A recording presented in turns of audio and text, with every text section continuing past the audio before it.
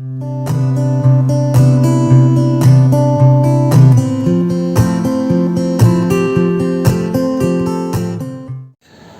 semuanya, selamat pagi, siang, sore, dan malam kepada Bapak dan Ibu Guru. Perkenalkan, nama saya Kira Rezo, saya dari kelompok Caril Anwar. Yuk perkenalkan anggota Caril Anwar yang lain.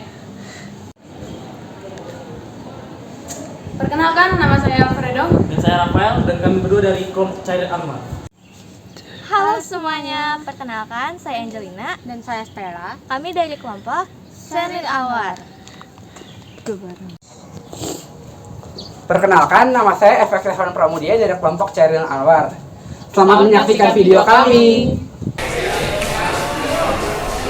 Di Taman Pintar, kami menemukan bangun yang kongruen, seperti yang ada di gambar. Suatu objek bisa dikatakan kongruen jika sisi-sisi dan sudut-sudut yang bersesuaian sama besar, seperti yang bisa kita lihat pada batu ini dan batu ini.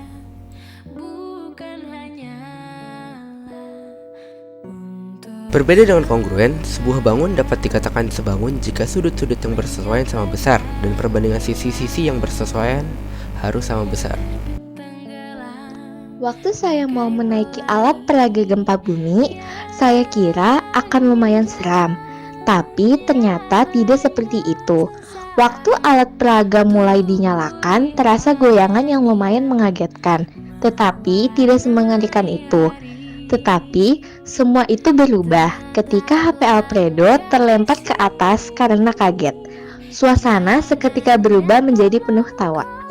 Alat peraga simulator gempa bumi bekerja dengan mensimulasikan gerak gempa bumi. Alat ini menggunakan sistem slider crank, di mana gerakan meja getar berasal dari motor yang dihubungkan dengan slider. Gaya tak tampak. Pernahkah kalian mendengar kereta api berjalan melayang atau tanpa menyentuh rel? Bagaimana hal ini mungkin terjadi? Kata kunci jawabannya adalah medan magnet.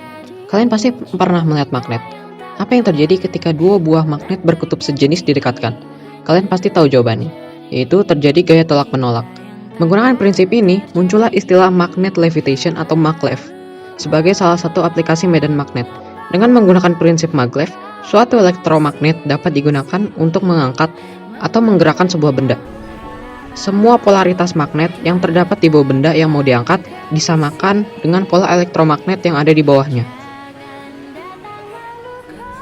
Papan listrik adalah sebuah papan yang di dalamnya terlihat kilatan-kilatan listrik berwarna biru. Ketika tangan atau logam didekatkan ke papan listrik, maka kilatan-kilatan tersebut mengikuti tangan kita. Papan listrik memancarkan cahaya karena pancaran spontan, yaitu setiap ion atom atau molekul yang memiliki tingkatan atau energi dari stabil menjadi tidak stabil. Partikel-partikel tersebut memancarkan foton. Dengan pelepasan foton itu, partikel menjadi stabil dan memulai kembali setiap partikel yang pindah dari beda potensial yang tinggi ke rendah. Foton yang sama akan dipancarkan. Jahe adalah tumbuhan yang rimpangnya sering digunakan sebagai rempah-rempah dan bahan baku pengobatan tradisional. Tanaman jahe memiliki tinggi antara 30-100 cm. Daun menyirip dengan panjang 15 hingga 23 mm dan panjang 8-15 mm. Tangkai daun berbulu halus. Jahe tidak memiliki bunga. Manfaat dari tanaman jahe yaitu dapat meredakan batuk, dapat menjadi antipiterik atau penghilang rasa sakit, dapat menyembuhkan mual, osteoarthritis, kanker, melawan infeksi bakteri, Alzheimer, gangguan pencernaan, nyeri haid, kanker, kolesterol, dan lain-lain. Lidah buaya atau nama latinnya aloe vera adalah spesies tumbuhan dengan daun berdaging tebal dari genus Aloe. Tumbuhan ini bersifat menahun, berasal dari Jazirah Arab, dan tanaman liarnya telah menyebar ke kawasan beriklim tropis, semi-tropis, dan kering di berbagai belahan dunia. Aloe vera atau lidah buaya adalah tumbuhan tanpa batang atau berbatang pendek dengan tinggi hingga 60-100 cm dan dapat berkembang biak dengan tunas. Dedaunannya berdaging tebal, berwarna hijau atau hijau keabuan, dan sebagian varietas memiliki bintik putih pada permukaan batangnya. Pinggir daunnya berbentuk serata seperti gergaji dengan gerigi putih kecil. Bunga-bunganya tumbuh pada musim panas di sebuah tangkai setinggi hingga 90 cm. Setiap bunga tersebut berposisi menggantung dan mahkotanya berbentuk tabung sepanjang 2-3 cm. Manfaat dari lidah buaya sebagai berikut, yaitu sebagai penyubur rambut, penyembuh luka atau bisul, sebagai bahan kecantikan, dan dapat mengurangi gejala diabetes, susah BAB, kolesterol, demam, sebagai antioksidan, dan dapat mengurangi kejang, serta dan bisa mengatasi kekurangan gizi. Tanaman iler adalah tanaman hias dan obat yang berasal dari famili Lamiaceae. Tanaman ini memiliki batang basah dan dapat tumbuh hingga 1,5 meter. Tanaman iler memiliki warna dan bentuk daun yang menarik. Daun pada tanaman iler berbentuk hati dan merupakan daun tunggal. Pada bagian pangkal daun miana terdapat lekukan yang membentuk bulatan yang merupai jantung. Tapi daun tanaman iler memiliki lekukan tipis yang bersambung-sambung. Tangkai daun tanaman iler memiliki panjang antara 3-4 cm dengan warna yang beragam. Daun tanaman iler dapat dalam pengamatan makroskopis berwarna ungu. Variasi warnanya antara ungu kecoklatan hingga ungu kehitaman. Bunga pada tanaman iler merupakan bunga majemuk berbentuk tandan di ujung batang. Kelopaknya berbentuk corong berwarna hijau muda. Mahkota bunga berbentuk bibir berwarna ungu keputih-putihan. Memiliki 2 benang sari berwarna putih dan putih kecil yang berwarna ungu. Manfaat dari tanaman iler adalah sebagai berikut. Dapat meredakan wasir, dapat menjadi obat mata dan obat luka, dapat melancarkan menstruasi, dapat meredakan demam, dapat meredakan gangguan pencernaan, dapat mengurangi diabetes, dan lain-lain. Di keraton ada beberapa tempat, yaitu Pagelaran dan Sitinggi Lor, Kamandungan Lor, Sri Manganti, Kedaton, Kemanganan, Kamandungan Kidul, dan Sitinggil Kidul. Bagaimana keberadaan di keraton? Keraton ini berdiri sendiri ya untuk perekonomian, ya dipimpin oleh si Sultan dan punya kewenangan tersendiri. Di keraton ini ada kantor keuangan khusus untuk lingkungan keraton. Ya. Jadi sistem keuangan tetap dari keraton sendiri. Tapi karena raja sebagai gubernur, ada dari pemerintah sebagai kepala daerah. Tapi kalau keraton berdiri sendiri. Apa yang ditanyakan lagi?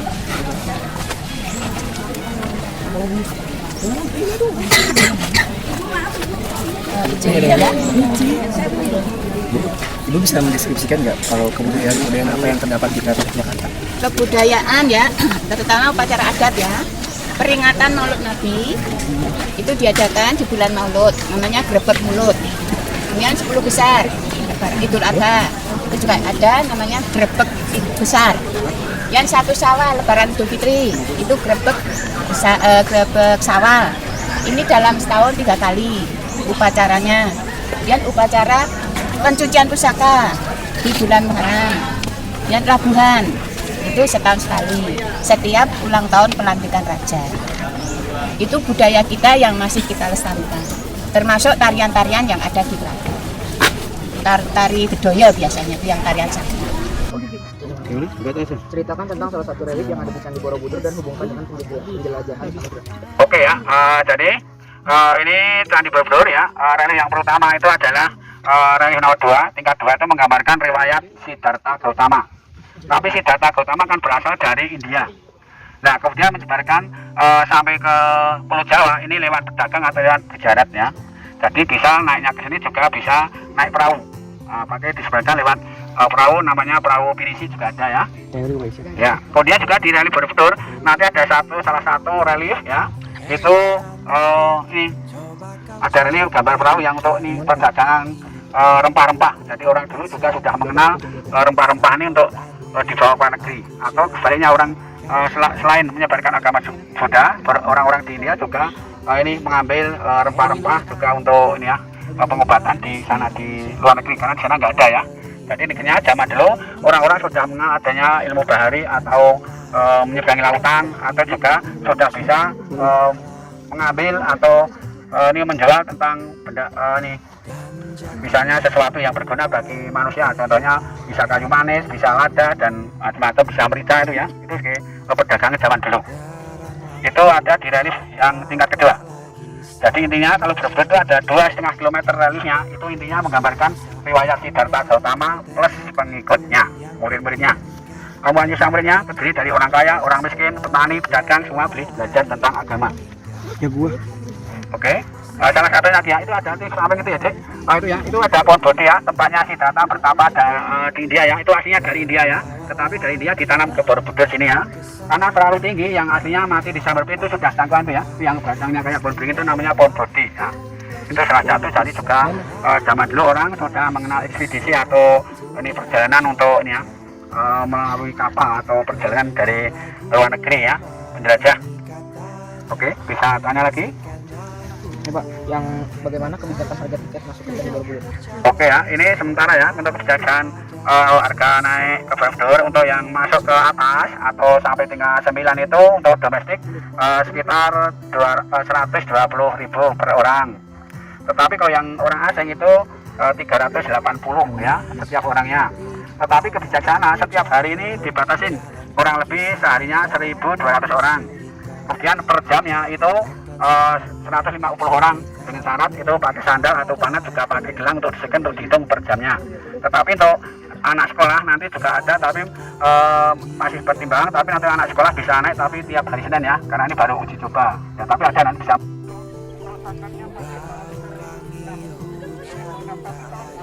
Lokasi absolut dari Candi Prambanan berada di 7 derajat 45.128 selatan dan 110 derajat 29.541 timur. Lokasi relatif dari Candi Prambanan berada di Desa Karangasem, Kecamatan Prambanan, Kabupaten Sleman, Daerah Istimewa Yogyakarta. Tepatnya di sebelah utara ruas Jalan Yogyakarta Solo. Apa saja upacara ritual yang diadakan di Candi? Baik, di Prambanan ini menjadi sejak 1,5 tahun menjadi active temple, artinya candi yang digunakan lagi. Yang sebelumnya sudah menjadi dead monument atau monumen yang mati hanya untuk kunjungan, maka karena candi ini besar dan sangat berpotensi digunakan untuk mati hidup, digunakan lagi. Sehari ada 3 kali upacara pemujaan kepada Dewa Siwa, sehari 3 kali, jam 9, jam 12, dan jam 4 sore. Kemudian ada upacara-upacara besar yang dilakukan di Prambanan, yaitu upacara 1 hari sebelum Nyepi. Upacaranya Nyepi, tapi perayaannya 1 hari sebelum Nyepi, namanya upacara Tawur Agung atau pembersihan diri secara spiritual. Ada juga upacara yang namanya Galungan dan Kuningan, ya, Galungan dan Kuningan, serta ada lagi Siwaratri. Siwa itu artinya dewa yang besar, yang di tengah itu candinya. Ratri itu artinya malam, jadi pemujaan Dewa Siwa di malam hari.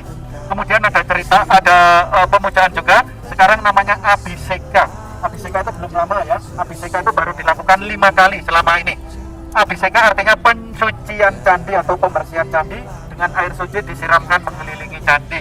Nah, itu upacara-upacara yang ada di Candi Prambanan, tapi karena sekarang bebas untuk upacaranya ada tambah lagi, yaitu hari Saraswati. Saraswati itu istrinya Dewa Brahma atau hari pendidikan, ya, hari pendidikan dalam agama Hindu, Dewi Saraswati. Ada lagi upacara namanya tilem. Tilem itu bahasa Jawa artinya apa?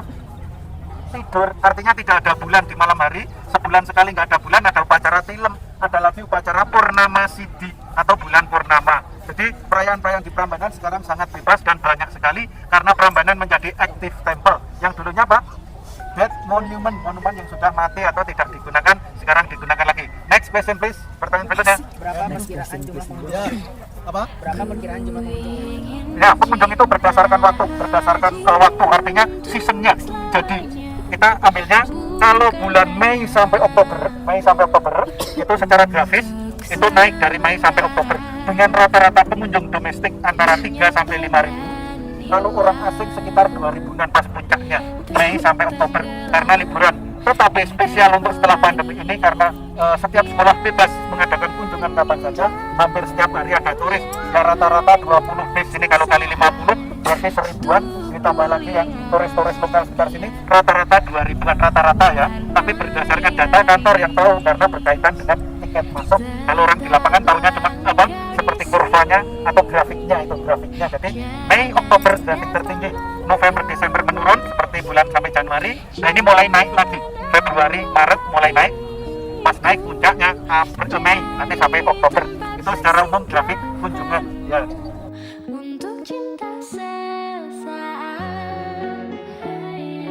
Benteng Frederiksberg dibangun pada tahun 1760 atas perintah Sri Sultan Hamengkubuwono I dan perintah dari pemerintah Belanda. Benteng ini dibangun sebagai benteng pertahanan yang digunakan Belanda untuk memantau situasi di sekitar Keraton Yogyakarta.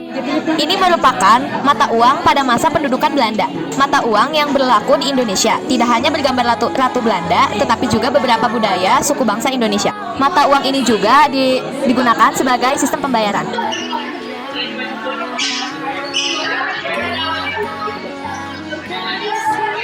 Gunung berapi mempunyai beberapa manfaat, yaitu energi, agrikulturasi, pertambangan, pariwisata, dan rekreasi. Oke teman-teman, tadi kita sudah nonton filmnya. Tadi bagus banget menceritakan tentang sejarah dan masyarakatnya di sekelilingnya.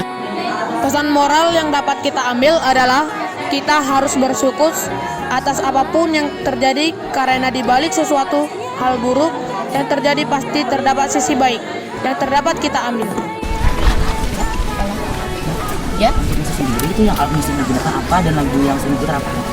Alat musik gamelan yang dipergunakan di sini seperti itu ya, contohnya gamelan yang itu 500 tahun dan 200 tahun. Gamelan ini dibunyikan hanya setahun sekali pada waktu peringatan Maulid Nabi. Nanti iramanya beda dengan yang biasanya. Kalau yang biasanya di sebelah barat di Bangka Srimanganti itu ada beberapa kesenian ya, ada tarian, wayang kulit, wayang golek. Itu musiknya beda. Salah satu lagunya Uyon-Uyon. Ya, Uyon-Uyon itu ya beberapa judul, tapi kita belum tahu judulnya apa karena kelompoknya berbeda-beda. Saya tidak bisa menentukan, maaf ya.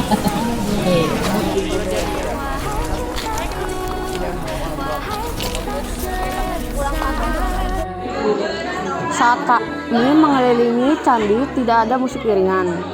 Tanpa adanya musik iringan, situasi terasa sepi dan terasa seperti ada yang kurang. Jika saat di Candi Prambanan ada iringan dari alat musik tradisional, mungkin suasana akan terasa lebih santai dan menenangkan. Lagu apa yang biasanya Bapak mainkan? Yang saya suka apa yang Dimainkan Pak, bisa sering dimainkan boleh? dimainkan biasanya lagu pop, kadang nostalgia, lagu-lagu 80-an tergantung yang di ininya.